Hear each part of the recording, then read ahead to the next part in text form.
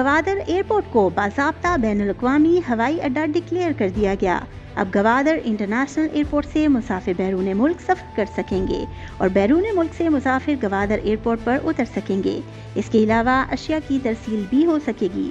इस हवाले से फेडरल बोर्ड ऑफ रेवेन्यू की जानिब से 2 नोटिफिकेशन जारी किए गए हैं।